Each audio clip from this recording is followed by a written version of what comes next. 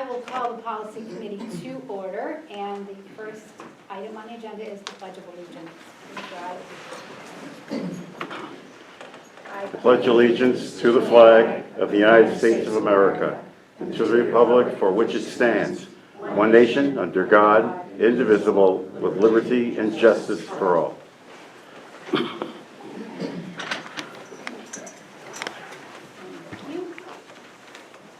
The second agenda item is the approval of the March 16th minutes. So moved. Second.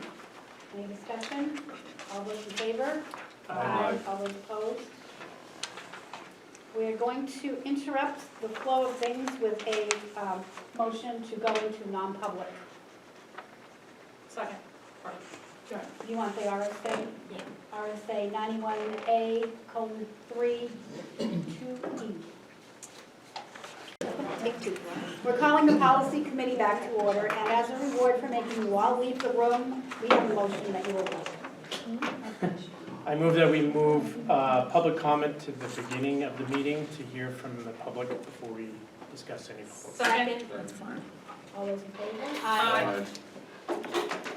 So we'll now go into public comment. If anybody would like to address the committee, you may at this time.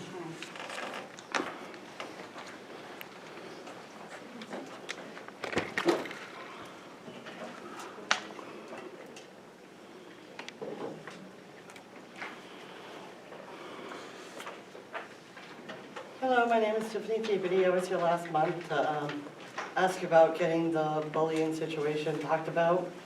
There was an email on March 17th between a bunch of us, and Mr. Downs did ask, he requested that it be put on this policy meeting, but it wasn't, so could you guys discuss it in other or put it in the next meeting, please? Thank you. Anyone else like to speak at public comment?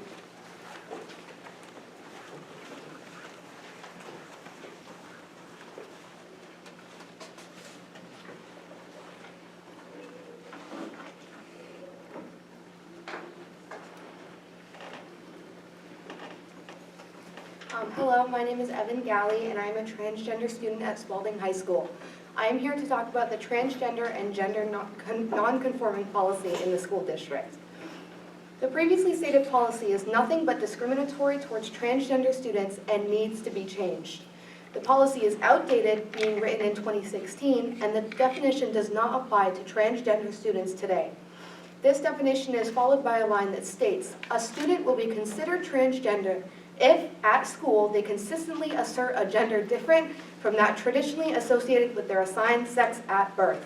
This is belittling to androgynous students who are fluid with their gender appearance. There aren't any specifics on student needs other than a line that says, administrators and school staff are expected to consider the needs of students on a case-by-case basis. Shouldn't it be required instead of expected?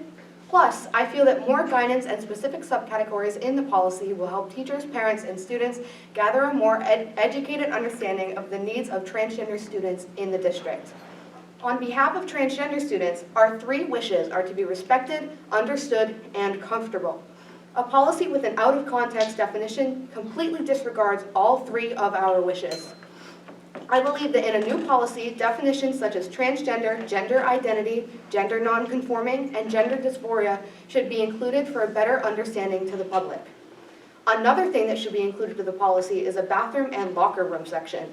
Each student should be able to use the restroom that they identify with, and if a student needs more privacy, they should be able to use a single-stall, unisex bathroom that is open for all students, not only students struggling with the gender identity disorder. Using the bathroom is one of the most basic but important bodily functions, and transgender students should be comfortable with this rather than avoiding the bathrooms at all costs, which can affect both their mental and physical health. If a cisgender student is uncomfortable using the bathroom with a transgender student, they should feel safe and comfortable using the single-stall bathrooms themselves. Repercussions can be made if a transgender student is using the bathroom for its unintended purpose, just as much as a cisgender student should, but transgender students should not be the scapegoat for any horseplay used in the restrooms. The locker room section should be similar to the bathrooms. If a student is uncomfortable using the locker room, no matter their identity, another option should be provided, such as a single-stall restroom, a separate curtain or shower, office, etc. Other things should be considered to be, in the policy should be sports, gymnasium events, dress codes, and discrimination in general. Some may argue that these changes are controversial or too difficult to understand, but mental health should rise above all of this controversy. Not being accommodated to can be extremely mentally draining on top of any other mental struggles that transgender students struggle with daily. Transgender students are actively struggling with gender dysphoria, and although outdated, the 2016 policy states that all students should be free from a discriminatory environment, and I'm failing to see this happen today. Manchester High School has allowed transgender students to use the gendered bathroom that they identify as. Why haven't we done the same? Their transgender and gender nonconforming policy has been updated in 2022. Why has it taken us so long to notice our uncomfortable students? We want to be comfortable, we want to be respected, and we want to be heard. Thank you. Would anybody else like to speak during public comment?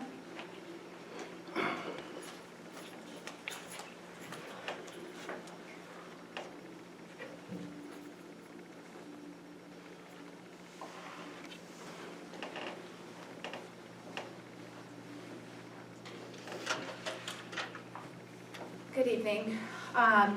So last week I brought forth a concern regarding the transgender students' use of bathrooms as well. We have maybe 1% ratio of children in our school district who identify as being transgender. And all kids, including the 1%, have a right to privacy.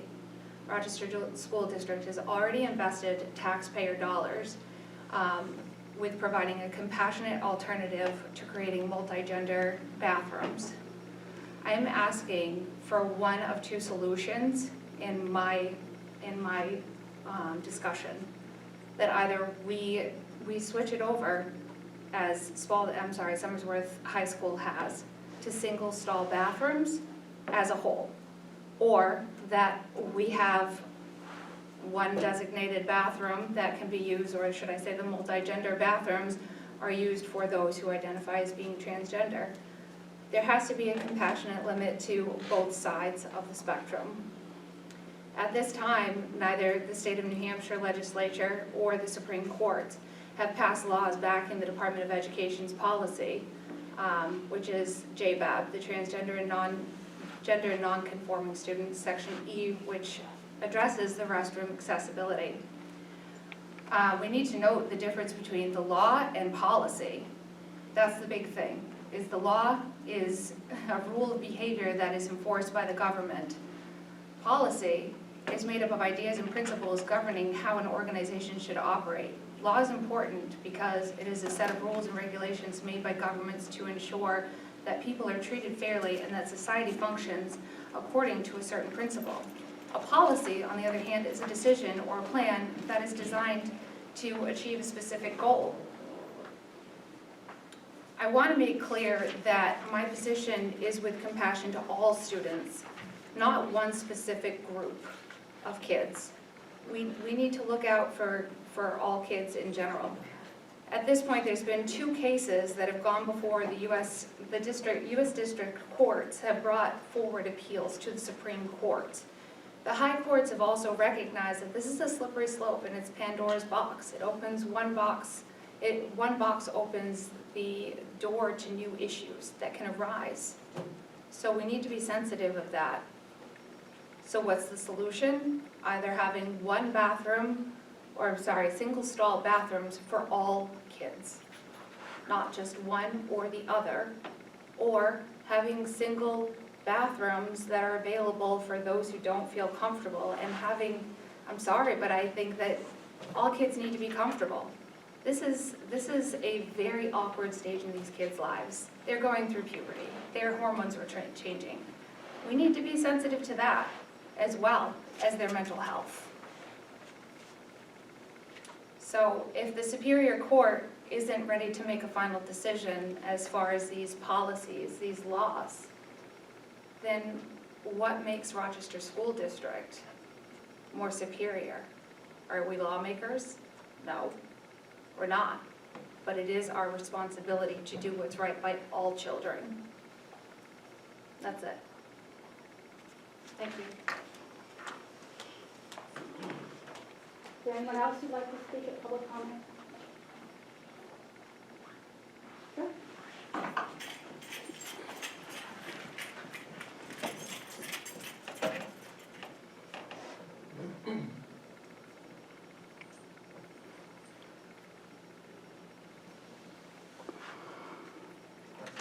Hi, I wasn't really planning on talking, but I just feel compelled to do so.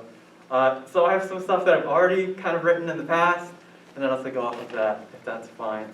Just to preface what I'm talking about. It might not make sense towards the beginning, but I'll try to reel it back in towards the end. Some of y'all might be familiar. Tell us who you are. Oh, my name's Eden. So, I'm a high school teacher over at Spalding, a lowly teacher. Yeah. Please bear with me. This is a book chapter that I wrote that was published in a book of Holocaust studies for high schoolers in Indonesia. I did my Fulbright in Indonesia, primarily studying post-genocide reconciliation, trying to figure out how mass atrocities were possible, right? Oftentimes in history we think about that being completely separated from the ways that we operate in our current world. And my book chapter was really trying to show that we're not so different, right? These people weren't born monsters, right? In much the same way that we have the capacity for hate, in much the same way that we have the capacity to be angry at each other, they did as well, and that's how mass atrocity happens. So, Hannah Arendt, when at the Nuremberg trials, she attended on behalf of the New Yorker and saw Adolf Eichmann on the stand. And the main thing she said was, this guy's not evil, right? A lot of our conceptions of evil come from, Disney films. Usually evil people come with horns and, the requisite pitchfork. But her profound takeaway was that evil is banal. It's boring. It lies more in empty platitudes and ideology rather than, having spikes on your head and having tails. And Arendt's conception of evil is actually a thoughtless deference to bureaucracy, bolstered by an uncritical acceptance of cliche ideologies. It's in direct opposition to our intuitive notions of evil, intuitive notions that were unknowingly supported by oversimplifications necessary in childhood fairy tales and Disney movies, supported by believing in monsters. Arendt had never characterized Eichmann as someone who was just doing their job or as a cog in the machine, common misconceptions, but rather she emphasized how a lack of meaning in Eichmann's life, which had seemingly started from his failure to graduate high school or vocational school, had left him floating from one organization to another, forever a joiner. In Eichmann's own words, he was terrified to live a leaderless and difficult individual life, in which I would receive no directives from anybody. You're probably wondering why I'm talking about that today. In one part because I had already written it and I figured it was topical. But also that I think we as a district need to be careful about what conversations we have and deem to be viable. I think it's very easy to see these things as just policy and law and to defer to greater national currents and try to apply that to what we are experiencing directly here. I feel like it's very, very easy for us as a district when we're talking about, for example, the J-bath policy and transgender bathrooms, to import ideas that are happening on a national level, to gain meaning from them that we may not otherwise have, and to make a big deal out of something that shouldn't be a big deal at all. The previous person talked about having compassion for all students and advocating for a simple change in this policy. But I really do wonder why we're having conversations like this, particularly pertaining to high school bathrooms, right? When they're just bathrooms. They're high school bathrooms. Just let people go to whatever bathroom they want, right? When we're talking about bathrooms, in terms of what I see on the ground as a teacher at Spalding High School, the big thing about bathrooms is that they seem to be council rooms for student councils to aggregate in and to hang out in and have deep conversations while vaping, right? Like, why aren't we talking about that? Why are we importing these national current conversations that really have no precedence here right now? It seems like we're just trying to plug into a greater conversation to shepherd in various laws that have been tried in other places it doesn't seem relevant. It seems contrived. It feels artificial, right? As someone who's on the ground at Spalding, you know, if you were to tell me that bathrooms were going to be a discussion center, I'd be like, all right, yeah, so like all the people vaping in there, all the council meetings taking place, right? But it's not. It's arguing against transgender bathroom policies. I do concur with the previous person who spoke up here in that compassion for all. I wholeheartedly agree with that. And quite frankly, the suggestion of having single-use bathrooms for people who feel uncomfortable doesn't feel like compassion for all for me, to be quite frank. That harkens back more towards segregation than it does anything that mimics compassion for all. I think compassion for all would, instead of importing national conversations in order to, I don't know, make local politics a little bit more spicy, I think compassion for all looks a little bit more like figuring out what we're doing here, the problems that we actually have, and how we can solve that on an individual, case-by-case basis, with real compassion, with the people that we know and see every day, rather than the voices that we hear on the news. Sorry, I went over time. Thank you.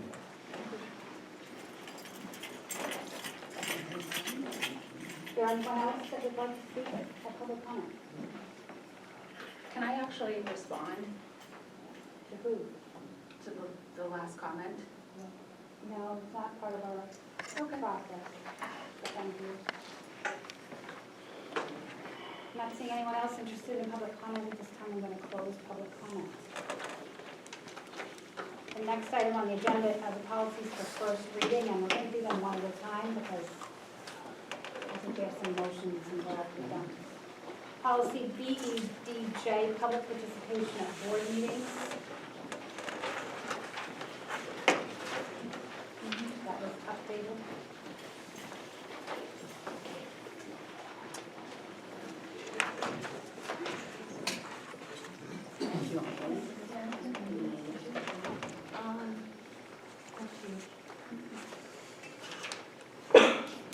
So last month, we had some different samples of policies for public participation from other districts and from the New Hampshire School Board Association. And we also took all of those policies and had Attorney Grossman review them and provide us with his recommendation.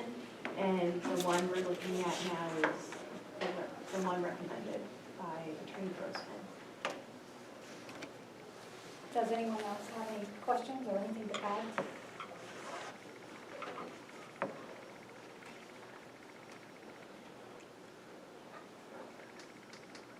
Shane? I like the policy, how it's written up, but I know we got in there under number 7, defamatory statements. It'd be nice, I don't know if we can do this, I spoke to somebody on the matter, but letting them know that, the public know that they are say for defamation of characters, 644.11, and it's criminal defamation of character, and it's a misdemeanor offense. And if we have people that are doing that, it would be nice for them to know in the public that we would obviously back that person their character's being, and the school board would back that person if they want to move forward with charges. It's obviously not in here, I understand, but I don't know if there's a way to kind of put it in there to let them know that if they are putting someone's character and what statements are false and are proven to be false, you could be held liable criminally. But it would be at the behest of the person, right? Yeah, it'd be up to that person. The school board or the school district, it would have to be that person. So maybe at least the school district and the school board would definitely back that staff member in the event that happens. I get what you're saying. It's very frustrating to hear somebody not happy with our staff, and listening to it is not right. But I guess when we're looking at a policy, I don't know that we as a board want to either back or not back. I want to make sure that the person, you know, somebody could go outside and make a comment about our staff and that person has the right to prosecute it. I don't know that we want to put that in as a policy. I think as a board, if somebody's going to go up and make defamatory comments or statements, that person knows what they have as a right. I think unfortunately, and again, I think unfortunately, when you have a public comment, they have a certain kind of right to say things, and unfortunately, I guess where does the law stop? Or do we do a policy where we just all across the board ask that people not use names, whether it's positive or negative? Where do we make that line between you can say something as long as we like it or not? I think it makes it very difficult, because I don't want to be the one to choose who gets to say what. Well, our policy states that defamatory statements are not, Correct, will not be tolerated. So, I mean, we've said it in our policy. correct. So, Shane? so there's a fine line between freedom of speech and saying false statements. Correct. And false statements, when you're taking someone's character, that's where you're gonna fall under criminal liability. Yeah. So that's what I'm saying, I just want, at least number 7, you know what is there. And hopefully people understand that if it's come proven that you made statements that are false, that the board and the district will back our staff if they want to move forward with charges. Matt? I agree, Shane, but I think we could solve that by adding at the end, per RSA number, blah, blah, blah, whatever that is, and then that's it, because I'm sure you deal with the public who don't know the law, but that's no excuse to Correct. break the law, right? Yeah. So if we put the law number there, Yeah, just something like, so, yeah, you know, in parentheses, per RSA, what was it, 644. 644, something along those lines. To Shane's point, City Attorney O'Rourke provided us with a possible preamble that we could consider using. It's more of a procedural thing. Before public comment, we could read this, and this completely addresses what your concern is, making them aware that, I'll just read the first sentence, publicly communicating false statements about people that defame them could subject the speaker to both criminal and civil liability in the state of New Hampshire. And then it continues on. We have copies of it. Yeah. That's something we could discuss as a procedural thing of adding to public comment sessions. Whoever's leading the meeting can start with the preamble to remind them of the ramifications, legal ramifications of defaming. I think I'm fine with, like, Yes, Shane? I think I'm fine with either that, but at least they're aware that they can be criminally or civilly charged. And whether it's we put the RSA on here or it's stated when we welcome public comment. I mean, we could add this statement to the policy. Thank you. Or, I think that's a procedure, right? Yeah. This is This is a That would be a procedure. procedure, and then We that's just make this the part of our policy. committees that have public comment as part of their agendas. Yeah. That this is read. I mean, it could be typed right into our agenda. True. Shane? I'll make a motion that Mr. Pappas said about putting the RSA I will second it. on here. Where? RSA 64411. Number 7. And I can read you what the law says, because I have it right up. Yeah, hold on. Yeah. Part 1 says a person is guilty of a Class B misdemeanor if he purposely communicates to any person orally or in writing any information which he knows to be false and knows will tend to expose any living person to public hatred, contempt, or ridicule. Number 2, as used in this section, public includes any professional or social group of which the victim of the defamation is a member.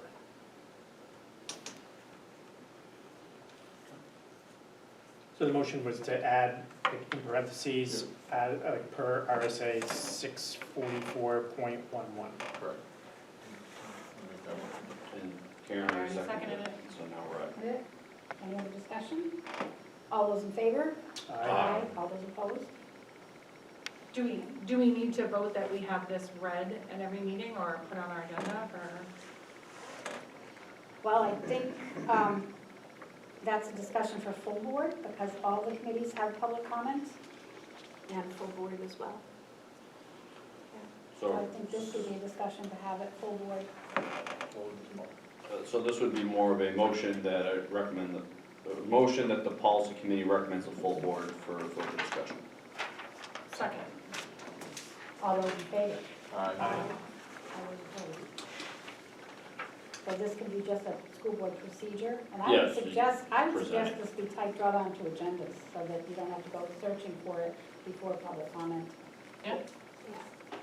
If I may. Yes, So I think the motion was that this go to the full board, just as procedural piece. To discuss that. Go to the full board in May for them to have a discussion on whether everyone agrees to include it or not.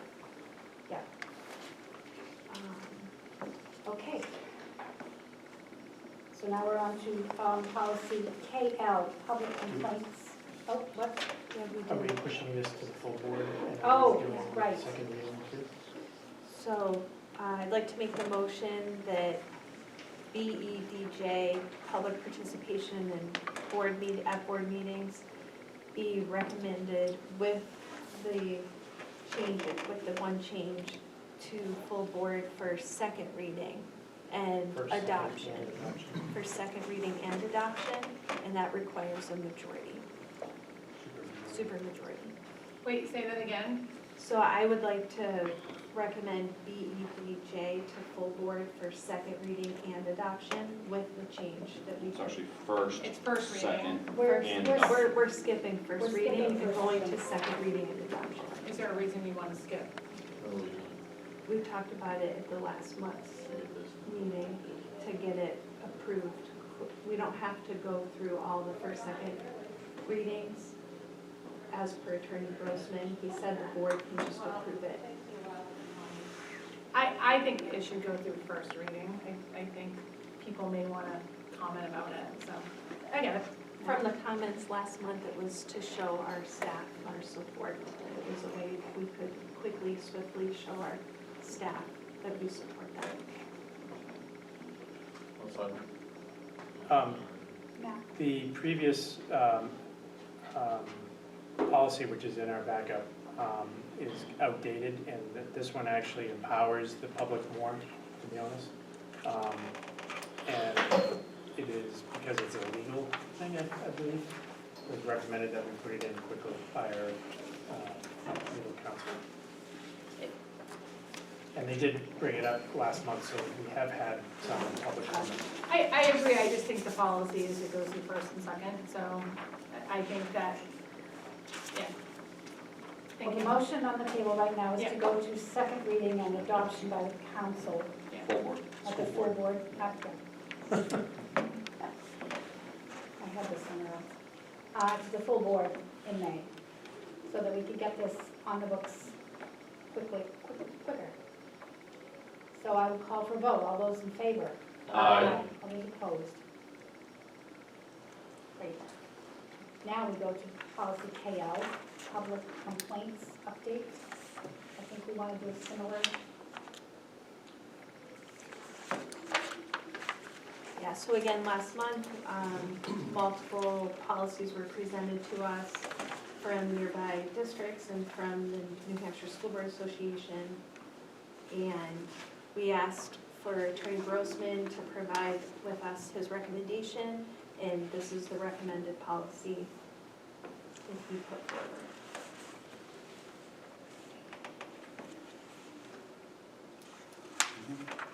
Can you explain number 2?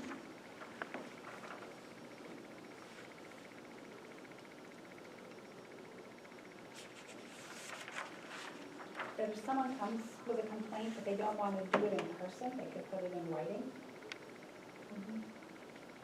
And if they don't want to send it to the That's not how I read it. If the member of the public will not personally present the complaint to the superintendent or principal, the board member shall then ask the complaint to be written and signed.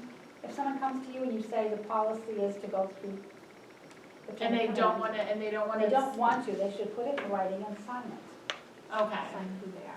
so Then you're you- saying nothing where it's, If you look at, sorry, I didn't if you look above understand number 1, Karen, it says, in the event a complaint is made directly to an individual board member, the Yeah. procedure outlined below will be followed. So if they're not willing to come before or give it to the superintendent, put it in writing, sign your name, and then it gets forwarded on to them. Okay, so it's not like I'm not gonna say my name and the board member just presents it without having that, but the person still needs to put their name on it.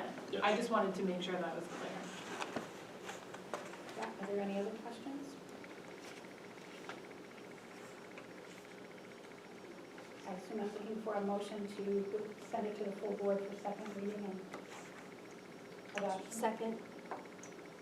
Or did you move that? No, I didn't move it. I So was She asked waiting for a for motion. someone- I'll second it.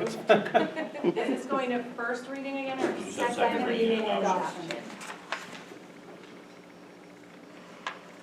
Discussion purposes.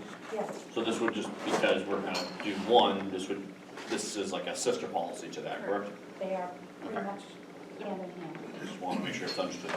Thank you. And the fact that we'd like to get them in place because our other policy is out of the street. Any other discussion? All those in favor? Aye. Opposed? Aye. That one's done. Policy EBBA-7, prevention and control of headlights, something friendlier.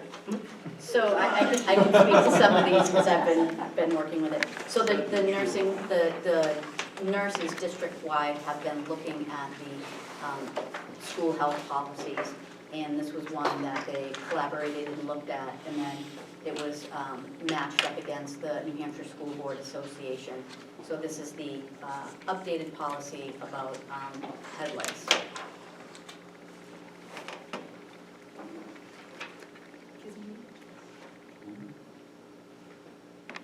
Make a motion for policy EBBA-7 to be presented to the board for first reading. Second. Any other discussion?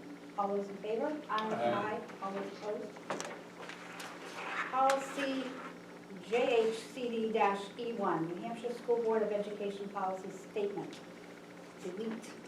So the school nurses, again, collaborated, and then we compared it to the New Hampshire School Board Association, and it's about administrating medications to students. So two policies that we have, the E1 and the E2, are outdated. They would be deleted. Both the policies and the information in them is now in this extensive policy that you'll see that's 3 pages long. That's the policy JLCD? Yes. Yes. Yeah, it has So both. we want to delete 2 policies that are combined into one new policy. Yes, so that all the medications is in one. Which one first? Matt? I was going to move that we delete policies JHCD-E1 and E2. Well, I Second. think, we need to move them to the full board Yeah. For for deletion. first reading. Then That's what I where we meant. get- That's what, that, I thought that's what you meant. It's just insane. And I seconded what he meant. No, he said what he meant. What a team. Let me know. Any other discussion? All those in favor? Aye. All those opposed? And that brings us to the new policy, JLCD. And I assume the school nurses have, They wrote it and Research, yes. presented it to me, and then I double-checked it against the New Hampshire School Board Association. any discussion? Is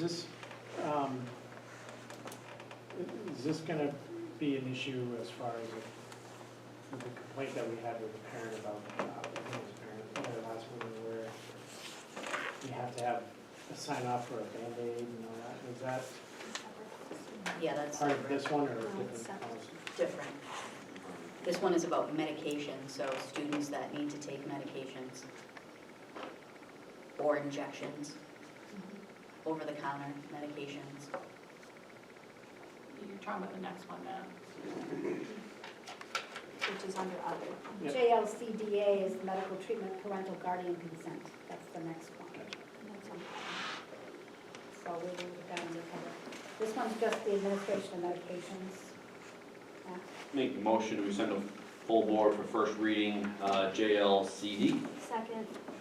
Any other discussion? All those in favor? Aye. All those opposed? Great. There are no policies for second reading other than the ones we just created. 5-year plan.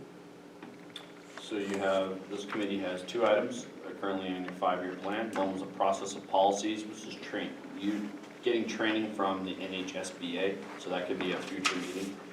And then an FAQs on questions from public regarding policies. So that's something that has to be discussed. How do you want to gather that, and how do you want to have that presented under the policy page of the website?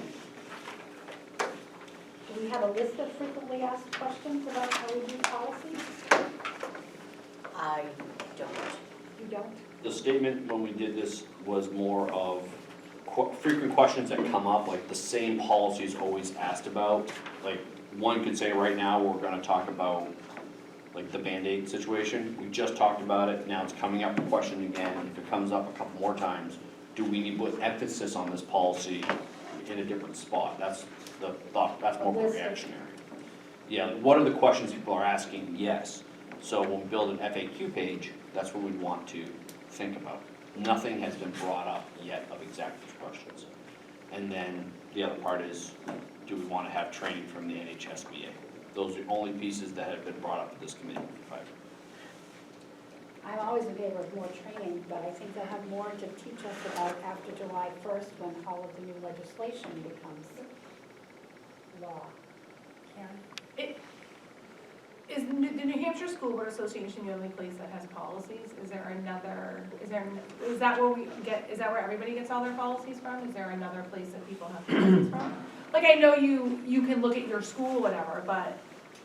Do you want to take that? I would just say, every time I do research online from all the schools, they're all very consistent. And they're consistent with the New Hampshire School Board Association because it's written by professionals who have taken the extensive time to review the laws, and they make recommendations based off of the laws that are voted in July, so that we're in compliance come September. Can I ask, Paul, we pay dues to that. Do you know how much because it's been brought up before. Are the dues super expensive I don't know the prices. It's like under $10,000, I think. per year? It's cheaper than doing all the research ourselves. No, These and guys- can we get an exact, just They- because I think it's gonna be, Yeah. not for this Yeah. month. So you but want, for you want to know what the How cost much is? do we pay for that, I'm not saying, I mean, again, we have a $7 million budget, I'm not saying it's not Right, correct, I'm just curious to know what the price is that we pay for that. but with the 424 member legislature, you can guarantee things are going to change every Correct. 2 years. And this keeps us current, because they, with our dues, pay people to sit in those meetings and Yeah. hearings and can give us the good information once the laws are passed and help us train on those issues as well. And do we have to, do we have to pay for the training, or the training is free as part of it? I believe most trainings are free. There are a couple that have to be paid for. They do an awful lot of webinars too. You can take trainings right online very easily with them, if you remember. Yeah. Forgot what I was going to say. I knew you were going to say that. The New Hampshire School Boards Association is a member-driven organization. We are one of 100 or so school districts that are part of it. There are others, but it's an organization that they only have 4 staff people. And as was mentioned, they're in tune with what state law is. They are there at the State House all the time. They have the connections with the Department of Ed, so they know what changes and rules are coming, and so on and so forth. So they are the go-to person or group to maintain everything is up to date. And it's not cost effective to have competing groups like that in the state because we're such a small state. But there are states that do, but we're not one. Alright. Yeah. just ask that, I don't know if it's appropriate for Christine or who would do this, but we just find out from the NHSBA, do they provide education for boards on the process in which policies are created and reviewed? And if there is a cost, we know, and then we can make a determination down the road if we want to do that or not. Because even though just because it's on the list, doesn't mean we have to do it. It's just what was in the votes that we decided is our top priorities at this time. Well, and that each board can decide where they see they need the training. I mean, Yeah, this was just for policy committee, right. and we can invite the entire board to show up that night. So. Anything else for 5 years? Anything for other? Yes, we Oh, have we do. That was. four. So the first one is JLCDA, which we've kind of been addressing tonight. It's about medical treatment. As of July 26, 2022, HB 1244 was passed. We discussed this in November, we discussed it in December, and the full board voted on it in January.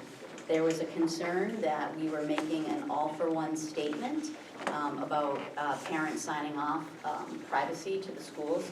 If you look at the consent form, it is broken out. So the first yes is asking about care and treatment. Then hearing is separated out, vision is separated out, and sharing confidential information is separated out. So those are completely separate. The reason why this came through back in November is that it is the law, and it states, to require a child's parent or legal guardian provide explicit written consent for any medical or dental treatment provided in a school. And I put a check mark under the impact that says, unfortunately, the bill does not define the operative terms, nor include exemptions, including first aid. I don't think it's our duty to decide what medical treatment is or is not, especially when we're dealing with the health and safety of 4,000 students. So this clearly states what parents do or don't want us to do. And the reason why this form is in place is exactly because of this law. My main concern would be if we were less conservative. We don't get parents' consent or treatment, they haven't signed off, and then a school nurse gives treatment to a child that the parent did not want that nurse to do. So if the parent doesn't want it, the nurse will not provide that treatment. But this gives the parent the choices of what that school nurse is going to provide for their child. So if so if a child were to fall, I mean, it sounds like this was new when it was sent out, and it sounds like, so if a child were to fall and the parent didn't sign, can we give the student a Band-Aid and say, put it on yourself? You know what I mean? I just want to make sure that we're not following the letter of law so much. It sounds as though that student, I mean, the one that was referred to on social media, so it sounds like it happened at the end of the day, the student had to hit the bus. It sounded like it was a chaotic mess, but my question is, you know, they gave the person, it sounds like something to cover the blood or whatever, but we could have said, here's a Band-Aid if you so want to put it on. So the person could put a Band-Aid on. Which they do all the time. Right. So if you've got a 16-year-old kid or somebody that's competent or doesn't like to be touched, has sensory concerns, they certainly can clean their scrape and put the Band-Aid on. Now, if a kid's crying and they can't do it and they want the nurse to help them, That's what they need to sign this form. And most of the time what happens is if a parent was busy and they missed this form and they didn't get it signed, there's a courtesy call that just says, we're just double checking, did you not get a chance to sign the form? Or are you saying that you don't want us to for clarification? Most of the time the parents say, oh gosh, I don't even remember half the things that I've signed. Yes, please, I'll sign it. So this was a one-time instance where just the time of day that it happened and the form being signed. This isn't something that normally happens where we just send, it was just a one instance where again you have 4,000 students in your district. So this isn't a normal case where we just leave kids out bleeding and. Well, kids would be sent to class bleeding. Correct. If the bell's ringing and somebody has a scrape, they can either choose to miss the bus and try to get a ride home from their parent, or they can grab something and cover it up and take their Band-Aid. Okay. Yeah. I understand the law and whatnot, and I get that. I guess my concern is with the form itself, and it's very, Like you almost need to sit down and literally study it to figure out what the parent needs to do. Because it seems to me like the healthcare services, including care and treatment for illness and injury, yes or no, should be very prominent. And it's just like size 11 font kind of buried at the bottom of that paragraph. And it's similar to, it looks to me like the hearing screening and vision screening is more prominent than the healthcare services. Personally, I don't know if anyone else agrees, but it seems to me like this form should be redone. Same material, just redone to make it more prominent. So that way their parents clear that that's an important question that needs to be answered yes or no. Because it's very easily, well, even where it says for each service, choose yes or no, and yes, it looks like yes is the first question. It says yes response will authorize such treatments and blah, blah, blah. No response will result in calls to the parent. It looks like those are questions because it says for each service, choose yes or no. And then it looks like the healthcare services, including care and treatment for illness and injury, is separate from everything else that's below it, the vision screening, hearing screening, and sharing that information with your child's teachers. It is separate, and it is first for that reason. I can certainly make it bigger, but most of the time, the main concern is obviously the treatment and illness, but we also want to be very specific about the hearing and the vision and sharing of information. If you want, that can go above that. I can make it as big as you'd like. Maybe ask it and make it clear, like, do you allow the nurse to treat your child, yes or no? And make it simple, but very explicitly clear. It just looks like it's melded into the rest of the form, and it's very easy to miss. And I think that's why a lot of parents did miss it. I know when we're talking about kids going to Florida next week, a lot of the parents missed that. Half the kids going on that trip, they missed it, so they can't administer a Band-Aid on that trip. Because the teachers explicitly said the parents need to go and check that form and check it off if they haven't signed it. Many parents didn't even sign it. Because it's very They're- easy to miss. No, didn't sign it at all, didn't return the form. Yeah, I agree, make it bigger. Yeah, I can make it bigger, and we can Is that you a know, have it, motion but or is for- that just a discussion? well, for parents who have already signed it and agreed, I'm saying we shouldn't have to have them sign it again. No. We literally have thousands of these signed. Yeah. So if you would like it, and this is also for clarification, a one-time form. So when you sign your kid into the district for the very first time, you fill this out once. When your child starts kindergarten, you fill it out once. We're not gonna ask them freshman, sophomore, junior, and senior year if we can administer it. The signature is until the student leaves the district or graduates. Yeah, Yes? yeah, Yes. okay. Explain this form to me, because I just don't understand it. Do I sign this once Once. when my kid's in first grade and That's what she and just it's said. in perpetuity? Well, I heard that, but I didn't think that was a good explanation to me. Where are these forms kept? These forms are kept in the student's file in the nurse's office. And so if I have a kid that trips off the bleachers out here on the football field watching the football game, does somebody go running to an office to find out whether you can treat that child or look at that child? We or have a system in place, as we do for all medical things within our student system. So for example, like knowing that a kid is allergic to peanuts. It's the same thing. There's already a system like a subpoena. there's a system in place. There's a notification next to that child's name. I still In that not. system, it says whether or not this has been signed. Well, is this system out on the field, on the football field, where the kid tripped off the It states- bleachers? Is that, I don't understand I know, how but this gets I can connected to explain to having you. an event. It says emergency services, health, first aid, CPR will be formed regardless. I know this is a I long would never sign form. something I like know. this, because it's in Okay. perpetuity. Right, yes, but I'm gonna just say something. I know this is a long form, but if, people don't read the entire form, they can't understand it. And when we read it, it states, when necessary, first aid, CPR, or an AED will be performed without consent. That's called life-saving techniques. If I just strip off the bleachers, I don't need an AED and I don't need whatever, I don't have a broken And then leg they and what call, have you. so typically they'll walkie-talkie the nurse and she'll come out. Most of our nurses know all of our kids. But they don't know about these forms, whether every parent has signed a form or not, right? They do, They because it do. has to They be know which ones documented. haven't. Each of the teachers know that? The Or each nurse, of the coaches know that? the nurse. After-school athletics is separate. This is just during the school day.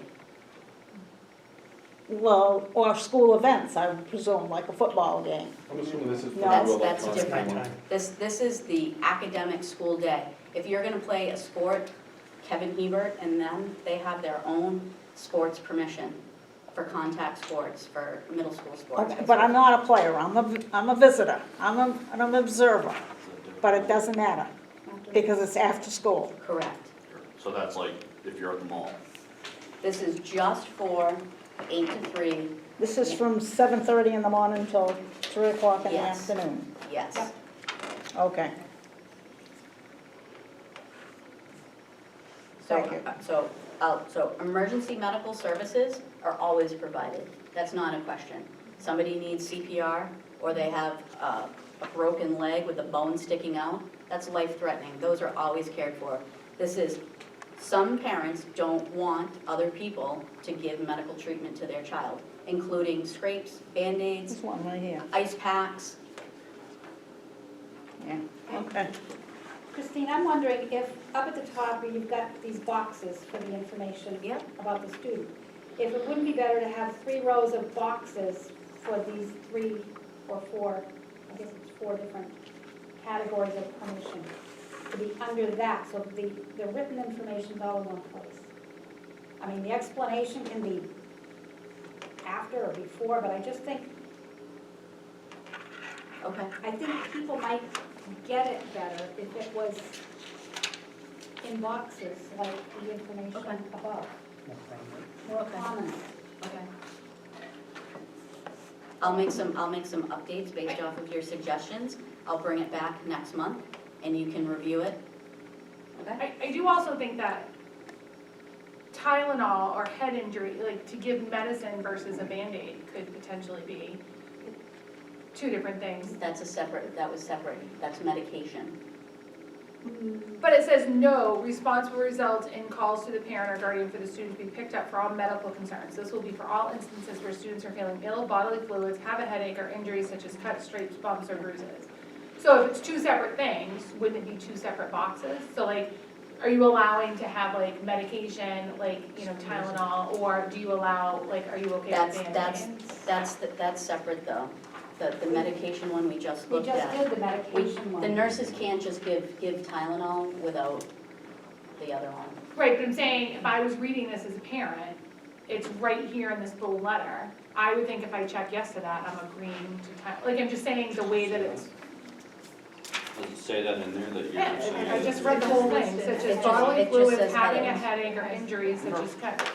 So I would think that if there's a medical part, we should take out the headache, just cuts, scrapes, you know what I mean? I would think, So you're recommending to remove the headache? I just want to clarify. Is that what you're, Yeah, I Or think we s- need some motion surrounding all these suggestions because it's already a current form in policy. Yes. So we have to have some motion. We're making suggestions, but there's no motions. So if there's no motions, I'm gonna say we move forward. If we wanna make some changes, let's make some motions. I make a motion that we rearrange the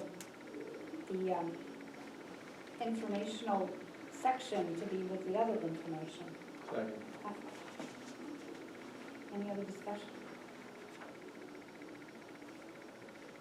All those in favor? Aye. All those opposed? Can I ask a quick question? Sure. Is this something that could be an opt-out thing, or does it have to be an opt-in? if, in the bottom it says that if this isn't signed, it's deemed no. But I mean, we've made it a opt-in, but can we make it an opt-out? Like, it is generally accepted that every parent will allow us to do this unless you opt out. I think the law makes it. That's what I'm wondering. Can, The law says you have to have You have to explicit have- written consent. I Or mean, would the board can do whatever they want, and if you want to change the form, we can do that. If you want it to opt in or opt out, we can do that. But this was discussed in November, December, and January. right, I haven't had any complaints. We brought it up at management to our principals. They've had 0 complaints. We had one person that had a concern, and their concern was that this form made it seem like once they signed it, then we had full access to their child's medical information. And the recommendation was to have it parceled out, and it is parceled out. Yeah. But again, we can do it whatever you want. You can vote not to have this form, We already voted for right? But I I'm can vote saying, for it again. it. No. you can, whatever you want to vote for. I think the law makes it clear that we have to have some kind of way for parents to give permission or to withhold their Yeah, permission. explicit written You know, consent. the law says that we need to have some way. And this form seems to hit all the areas that we want permission for. I just think it might be easier. I don't know if it will make any more come back to you or any less. There are parents that don't sign any forms. So I think there was a motion for me to adjust this form to make it more clear. Yeah. Underneath it, it says adopted January 12th. When it's updated, we can put below that updated, right? Because this whole policy and form is adopted, but we can update the form and I can note the updated date underneath it. Right. Okay. So do we need to pass this to the, Now, we're just voting that we want some changes. Once we see it, then we can do a first reading. She'll bring it back. Yeah. So I'll bring it This back is like next more month. of a in-work. we're just under other right now. These are not the first reading or anything. No. Okay. So then we have policy, I lost it. JICK. JICK. It was asked that we bring this policy back out and have a discussion.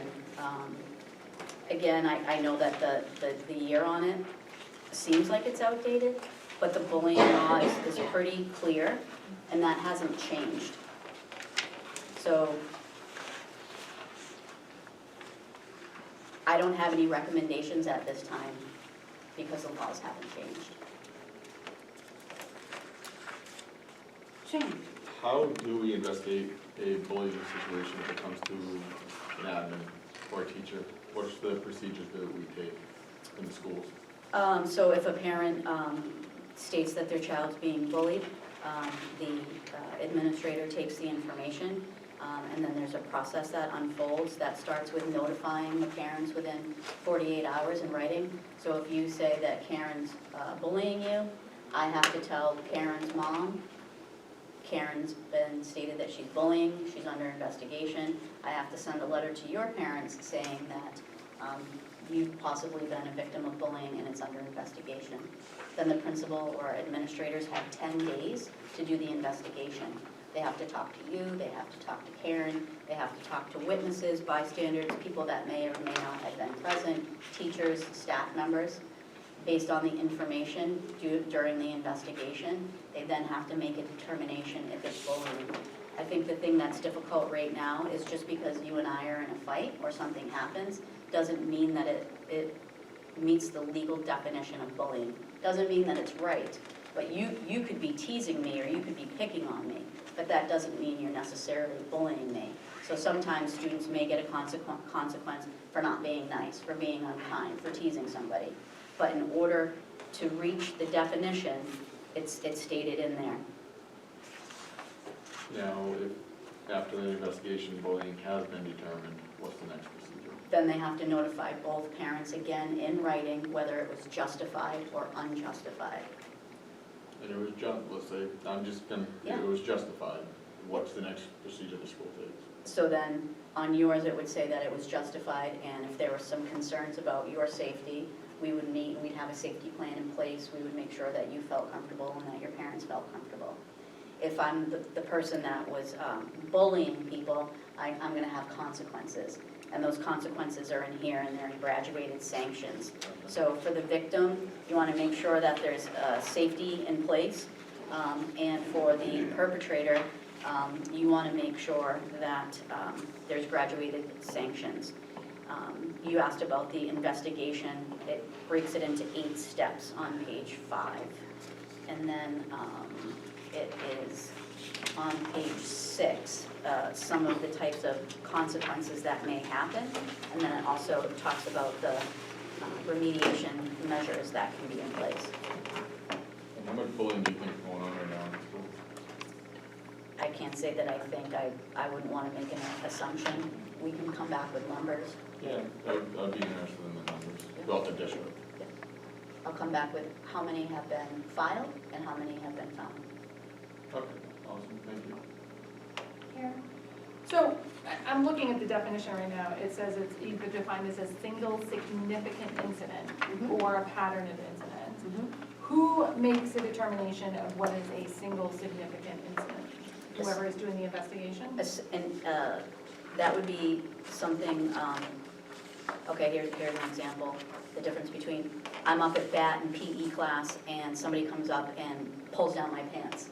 That's a single significant incident. Somebody who says, your socks are ugly. No. Well, it could be, but it's not a single significant incident. So But somebody's if you're walking down the hall and you just go up and nail them, that's a that's a significant, significant incident that would be considered bullying. All right, Investigated. or investigate, right, Not- or not. but not saying, black. oh, your haircut looks horrible today, right. so, okay, thank you. Yep. Anything else?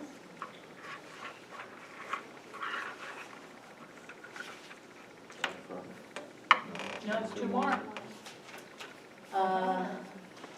Policy JB80?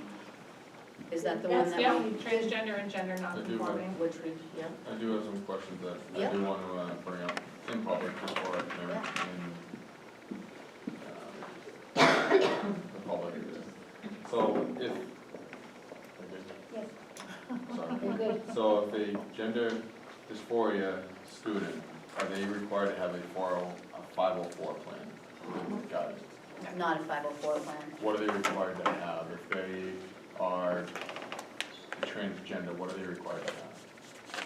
I mean, if they have concerns and things that need to be in place, that's the plan that's created with the guidance counselor. It's just a form that they go through and ask the student various questions. Are you able to supply that form? Are we able to Yeah, see that form? I can bring that. Okay. So, I lost my paper. So just to be clear, I know it was brought up by somebody in public comment about the single bathrooms. There are multiple single bathrooms in all of our schools, especially the middle school is 21, the high school is 22. It is not just a transgender student that is allowed to use that bathroom. It is all students that need, so any student in any building that wants to use a single room bathroom has the right to use it, correct? I just want to make sure, because it was kind of commented that only transgenders were allowed, and I just wanted to make sure that that was made public. And even our smallest school, Nancy Loud, has 1 single room bathroom. So anybody, even staff or students, are allowed to use that bathroom if they so chose to. Okay. Shane? And with the how are they regulated with the transgender? We get that paperwork form the guidance counselor has. Do we know if people that aren't on file with guidance are using these bathrooms that aren't on file with guidance as a transgender? Are they, like a female going to a male, a boy bathroom that's not on file with guidance? Does that happen? Are we aware of stuff like that? Just because today they're saying I'm going to be transgender. You understand? You're saying like just some random girl wants to go Just- into the boys' bathroom and, just today, that she And fool wants to around? say, well, just say today she wants to be a transgender, is that No. happening where people are just? No, no, it's not one day to the next. And so everything is pretty much documented with guidance before they're using the bathroom of their identity, the gender identity. It's documented with guidance before this takes place.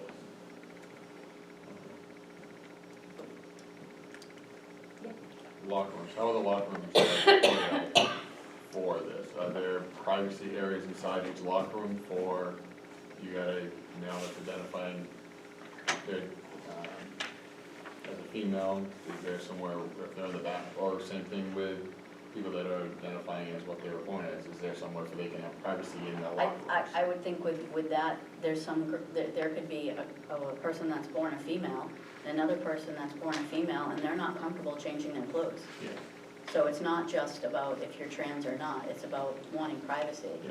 So do we have privacy in our Yes. locker rooms for them to have that? Yes. Okay. I know that a transgender student came up and spoke and talked about adding definitions, and I know that there was a policy that was handed to us by Oyster River that has a lot of those definitions. Could we add those definitions to that policy, or are we looking to look at it later on at the end of the year? I just want to make sure if we're going to look at it at the end of the year, that we make sure that we add that, because Right, I I know think that there's things coming down. Part of looking at other policies that are in place in the state, along with what our new state laws will say Yeah. on July 1st, is part of our work to update this. So I guess I just want to make sure, even if our laws don't change, that at least we We look can back update. at it to update it, to add the definitions. Because it was, I mean, the locker room issue, I didn't get to write everything down, but I mean, I thought it was what she had mentioned, respected, understood, and comfortable. And then a lot of these things, I had to look at this policy to see what some of those definitions were, and, you know what I mean? I think that would be I good think to more have. information is better. Yeah. So I just want to make sure if we could put it on, if we could put it on for July, just to make sure that we're, even if the laws stay the same, we're updating the definitions. I think we'll probably keep this in our forefront for All right, perfect. a couple of months. Jim? So what I would like, it was nice hearing from the student on what's going on in the school. It was nice to hear. I would definitely like to hear more from our students come to public comment and tell us how they feel, how their comfort level.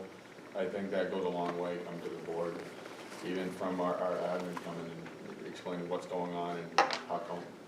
Just the comfort level, because it's our job to make sure the safety for all students and try to find that equal medium to make everybody comfortable, and I know it's a sensitive topic, and so hearing from more students, I think, would go a long way in trying to resolve this and try to figure it out. We do have a student group right now at the high school that would probably be interested in participating in that if we can have them reach out Because to the group. I think there's people on both sides, and I'd like just to hear from both sides of the situation. Yep, anybody got anything else they want to say before we move on to the last one? Policy J&D, student absences and excuses. So there was a That's what it's. Anybody, anything else they want to say? there was a concern No, about you can't use these for tomorrow. attendance and truancy. It was my, Stop. So, Yes. on this document, it says on the back, excuse absences, illness or injury requiring a doctor's visit or consultation, official documentation from a doctor is needed upon return to school. So we are not following this policy as it states now. So pretty much, you call your kid and you say, I am sick, automatically it's excused. And it can be 10, whatever, 15 days, and you just keep saying your kid's sick, it's gonna be excused. I believe we need to go back to a more structured system where you call your kid out sick, certain days in a row, you need documentation why they're sick. We just can't keep calling kids out sick. It's just an easy way for parents not to be held accountable to get the kids to school. So I have some articles and information that I can leave with you to look over and then have a more thoughtful conversation to dive into it. I think what you're alluding to was during COVID, when students had symptoms, Yep. they were encouraged to stay home. Yep. And so now we have to get back to parents understanding the importance of regular daily attendance at school. Yeah, so yeah, we're doing the COVID Right, so method right now. the difference between a documented absence, so I go to the doctor, I have my tooth pulled, I have a medical note, I'm out for 3 days. That's a documented absence. So what I would like to do is, yeah, put this, whether we put it on first reading after you give us these documents, so we can have a new attendance policy and plan for the new school year. So, because it's gonna have to go to the first reading, second reading, correct? If we're gonna redo it, so I think if we can get that next month, we should have enough time by September to have a new policy in place.